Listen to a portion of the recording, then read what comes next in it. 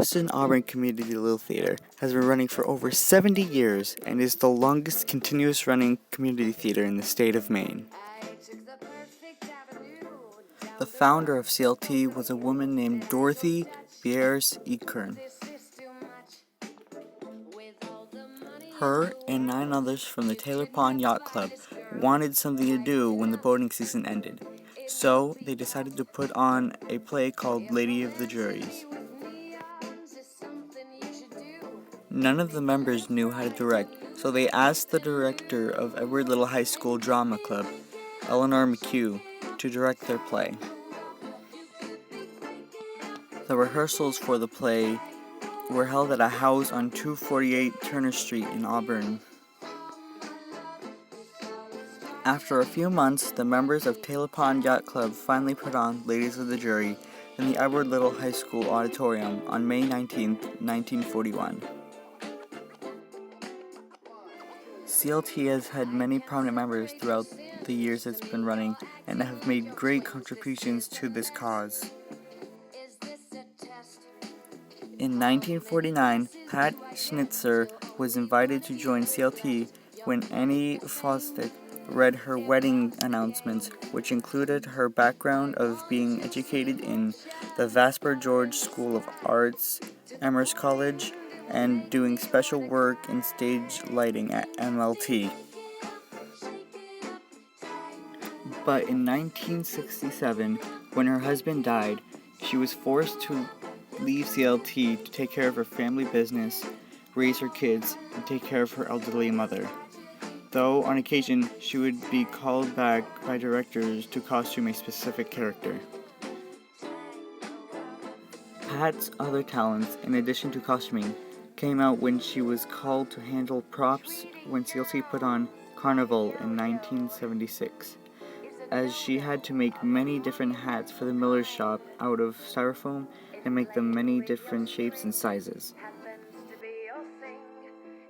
A procedure that the costume chairman has to follow, which is still used today, came into effect after a devastation in the show Death of a Salesman in 1971. The procedure states that the chairman must first meet with the director to get approval on the costumes, then establishes a costume plot to show who would be wearing what costume at one point in the show. The chairman would also be responsible for providing assistance to actors if quick changes were needed. Pat's intelligence and keen eye for detail saved the show Sound of Music in 1965, when the director told Pat, after she had just prepared the Nazi shirts for a small scene, that particular scene was going to be eliminated. Pat, knowing the scene was a pivotal and important moment in the story, advised the director of this, and he quickly grabbed his tech crew and told them to put on the Nazi shirts and walk along the stage as directed. Another early prominent member who joined in 1950 was Bert and Connie Cody.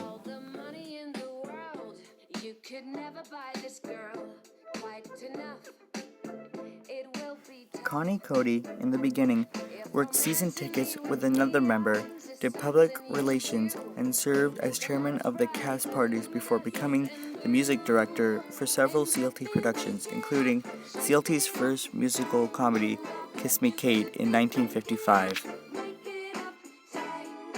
In the year of 1968-1969, CLT was at its all-time low point when there wasn't enough money to continue doing productions. When hearing this, Connie Cody talked with the manager of Arthurton's furniture store for financial assistance with the theater.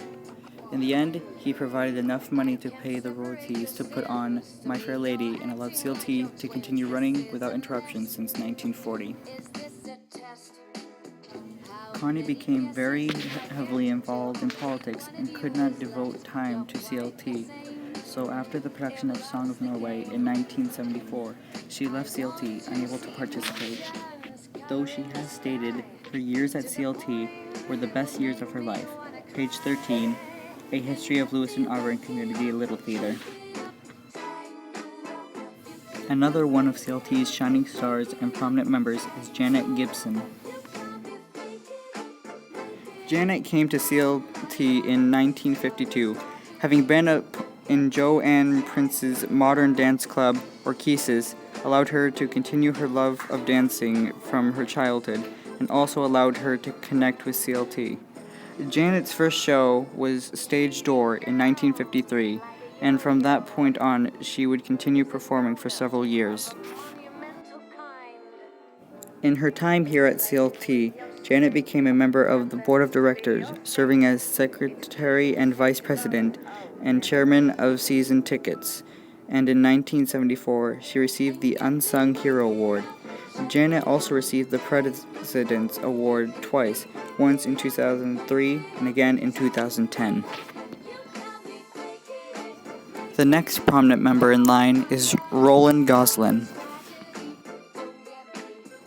After coming back from New York City on a waiting list for a job and serving in World War II, Roland Goslin headed to his home in Lewiston, Maine, where his father had died, taking on family responsibilities, eventually declining his job offer in New York City. His first major production for CLT was Kiss Me Kate in 1955, where he showed the use of curtains to the theater for the first time, getting help with the fabric from Fred L. from Bates Mill and help from Frank L., who donated boxes to store the curtains when they weren't in use. Roland also created, designed, and painted specific props for many shows, including a piano for Song of Norway, and in 1974, he also created the carousel for Carousel in 1960. In Roland's time at CLT, he served as CLT president from 1968 to 1970, filling many positions at the theater, and then became chairman of productions. Roland's last production was Song of Norway, but he is still a season ticket holder and had never missed seeing a performance. He was a very strong supporter of CLT before he died in 2009. In the very early beginnings of CLT, Stan and Harriet Bernard showed up to the theater with an energy and passion that the theater needed at this time. Harriet made sure that CLT productions were always visible to the public eye through normal methods of placing articles in the news media.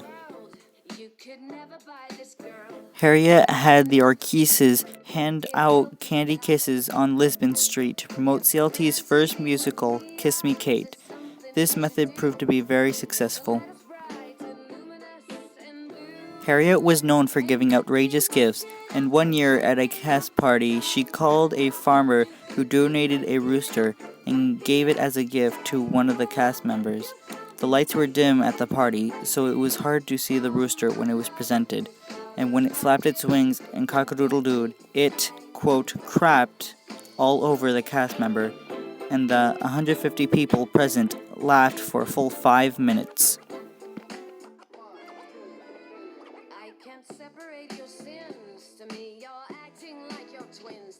The most prominent director in history of CLT would have to be David Locke, having directed over 40 shows.